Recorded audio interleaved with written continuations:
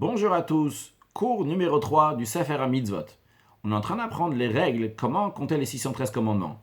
Le Rambam nous dit, la règle numéro 8, c'est qu'il ne faut pas compter chaque négation, à chaque fois que la Torah dit non, c'est pas à chaque fois que c'est quelque chose, un commandement qui est négatif, quelque chose qu'il ne faut pas faire. La Torah s'exprime pour nous dire ne fais pas avec le terme lo, très souvent, ou avec d'autres termes pour nous dire de ne pas faire. Mais c'est pas à chaque fois qu'il y a écrit le mot lo que ça veut dire quelque chose qu'il ne faut pas faire. Par exemple, on connaît tous l'histoire de Korach qui se rebellait contre Moshe Rabbeinu. Il s'est rebellé contre le frère de Moshe Rabbeinu qui était Aaron, le grand prêtre.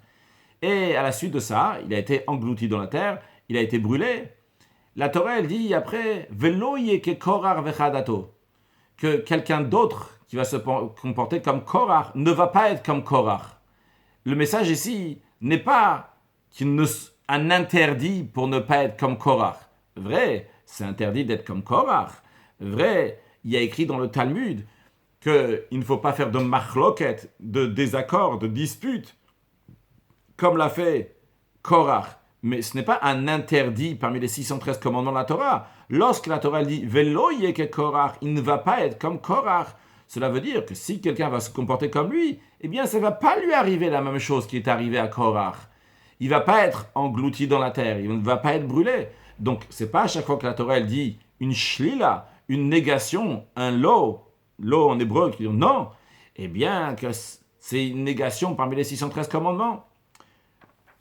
La règle numéro 9, le Rambam nous dit, il ne faut pas compter à chaque fois que la Torah répète un commandement positif ou négatif.